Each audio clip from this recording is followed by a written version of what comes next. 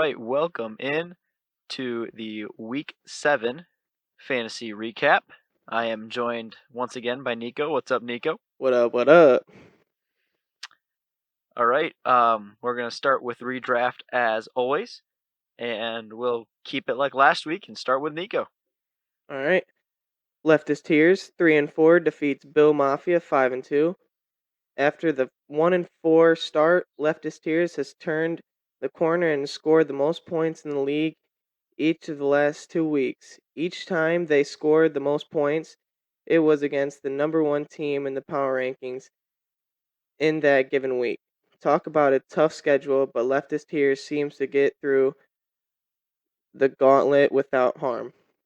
As for Bills Mafia, the 5-2 record is still league leading, and a playoff bid with a division title is still well within reach. Washington Rednecks 4-3 defeats Gumpy Glizzies 1-6. The Washington Rednecks avoid a scare on Monday night and secure the victory against league worst Gumpy Glizzies. With Russell Wilson looking like a solid MVP candidate and DJ Moore finally coming to fruition, the Rednecks are eyeing those playoffs. Gumpy Glizzies would need an absolute miracle to stay out of the last place game, but it's 2020 and anything can happen. Nico 4-3 defeats Ben Steeler Virginity 3-4. On the back of a crazy performance from Devontae Adams, Nico's league easily gets past Ben Steeler Virginity. Good news for Nico's league, as that game will be very important to the standings in the Brady division. Ben Steeler Virginity will try to turn things around, though, as what will surely be the biggest trade of the year went through Tuesday morning. Whenever the first overall pick gets traded in a season, you know it'll be fun finish. For those that don't know about that trade, it was Christian McCaffrey, the number 1 overall pick this year, and Tyler Lockett and DeAndre Swift for Dalvin Cook, Alexander Madison, and DeAndre Hopkins. Who? Stu. This morning? Wow. Big trade. Wow, that is very big trade. No pun intended, 4-3 defeats Scoob the Delinquent 4-3. No pun intended continues to roll, this time a bulldozer directly over the head of Scoob the Delinquent. Steering the bulldozer, the Kansas City defense, scoring a whopping 21 points. The Chiefs D carries NPI to the win. Scoob's defense scored -1, so the net difference on defense for NPI was +22. Coupled with Antonio Gibson and Jamal Williams' combined 37-point performance, it would have been a shame if NPI lost. This snaps a streak for NPI, as the last time they had beaten Scoob the Delinquent was all the way back in Week 8 of 2018. That's also big for NPI because it evens the all-time record against Scoob to 6-6. Scoob will have to try and bounce back against Nico's league next week. All right. Week 8 power rankings for the redraft league. Not a lot of movement. At number 8, at the bottom, Gumpy Glizzies. At number 7, moving down 2 spots, Ben Steeler Virginity. At number 6, staying put, Scoob the Delinquent. At number 5, moving up 2 spots, no pun intended. At number 4, staying put, Nico's League. At number 3, staying put, Leftist Tears. At number 2, staying put, Washington Rednecks. And at number 1, staying put, Bills Mafia. Nico, your thoughts? Yeah, I like the standings, I like the rankings, but I feel like we're going to be seeing Stewie move up in the next couple of weeks after hearing that huge trade. That was a huge win, I think, for Stewie. Wow. Yeah, we'll have to. He's had 2 trades already, and that dude's a traitor, man. He's a traitor. We'll have to see how Christian McCaffrey does, because there are reports that he could possibly play on Thursday night for the Panthers, and if not, he's looking like a for sure go for next week at least. So even DeAndre Swift, he seems like he's taking the full load, and Tyler Lockett is one of the top receivers in the league right now. So that was a crazy trade. All right, playoff probabilities given 100,000 simulations. This is for seeds 1, 2, and 3. Washington Rednecks 69.3%, Bills Mafia 89.2%, Scoob the Delinquent 48.2%, Nico's League 45.6%, no pun intended 30.4%, Ben Steeler Virginity 4.2%, Leftist Tears 13.2%, and Gumpy Glizzies Goose Egg 0.0%. Ladder probabilities 100,000 simulations, so seeds 4, 5, and 6. Washington Rednecks 26.6%, Bills Mafia 10.8%, Scoop Delinquent 47%, Nico's League 49.6%, No Punt Intended 64.1%, Ben Steeler Virginity 38.1%, Leftist Cheers 62.3%, and Gumpy Glizzies 1.5%. There are playoff scenarios this week for redraft. There is a lot of close records in redraft, so there's not a lot of things that people can do to clinch. It's going to come down to week 10 for sure, Nico. Yeah. Even you, dude, like you were all the way at the bottom, and you're like, I feel like you could even reach the top possibly, but It's definitely going to come down to week 10, and there's going to be a lot of crazy scenarios in week 10. But for week 8, so for this coming week, Bills Mafia can clinch dry land with a win and a Gumpy Glizzies or a Washington Rednecks win. And then Gumpy Glizzies can clinch the last place game with a loss and a Ben Steeler Virginity win. The week eight game of the week is No Punt Intended 4-3 versus Bills Mafia 5-2. We'll see how the number one team in the league does without Deshaun Watson against a team looking for their third straight win. All right, to Dynasty. Actually, one more note on the week 8 game of the week. If No Punt Intended wins that game, then we might have. Let's see. There's 4-3. Yeah, if No Punt Intended wins that game, it is very possible that we have 5 teams tied for first in the league.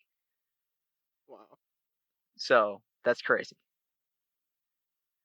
All right, Dynasty. Gump Dynasty 1-6 defeats Stratton Oakmont Inc. 5-2. Wow. Could this be the upset of the year? I would say so, but a certain college football team with the colors green and white, a Spartan as a mascot, and students who apparently can't read lost to perennial bottom feeder Rutgers, so we'll hold off on the upset of the year moniker. But it sure was a big one. We don't have official stats on this, but it may very well be the first time in league history that an 8th-ranked team defeated the top-ranked team in a given week. This also may be the first time ever an 8th-ranked team has scored the most points of the week. Gump Dynasty, at least for this week, avoids the last place game, but would need everything to go perfectly from now on to secure dry land. Prestige Worldwide 5-2 defeats Sneezy Raccoon 74 3-4. Without Dalvin Cook and Dak Prescott, Prestige Worldwide still manages to pull off the second most points in the week, and the victory over Sneezy Raccoon 74. There was quite a scare though, as Tyler Lockett and DeAndre Hopkins combined for 58.55 points on Sunday night's football.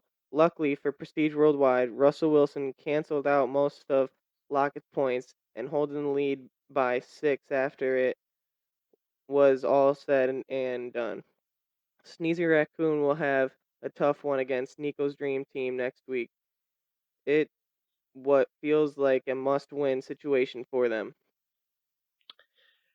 Cummer Dynasty 2-5 defeats Nico's Dream Team 4-3. The league leader in total points will hold that title as Cummer Dynasty easily takes care of Nico's Dream Team. On the back of a standout performance from Kyler Murray, Cumber Dynasty was able to stay in the top half of this week's scoring and finally get an easier opponent who scored the second least. Cumber Dynasty will play the Scoob Empire next week, but without Kyler Murray as the Cardinals have a bye. Nico's Dream Team will get Sneezy Raccoon 74 next week. I Am They 5-2 defeats the Scoob Empire 3-4. In a low-scoring matchup, I Am They is able to pull off the win over the Scoob Empire despite scoring a third least points of the week. While there also aren't official stats on this could be very well be the first time in the league history a team has won a game with 2 or more players scoring negative points. Jared McKinnon with .1 and Cam Newton with negative .1 and Cam Newton with negative .18. Put a damper on I Am They, but Devontae Adams stole the show and scored enough for the 3 of them. The Scoob Empire will have a tough one against Cummer Dynasty next week. All right, to the Week 8 power rankings for Dynasty. Also, not a lot of movement, even less movement than redraft, actually. Staying at the bottom, number 8, Gump Dynasty. At number 7, staying put, the Scoop Empire. At number 6, moving down 1, Nico's Dream Team. At number 5, moving up 1, Prestige Worldwide. At number 4, staying put, Sneezy Raccoon 74. At number 3, staying put, I Am They. At number 2, staying put, Comer Dynasty. And at number 1, staying put, Stratton Oakmont Inc. Nico, your thoughts?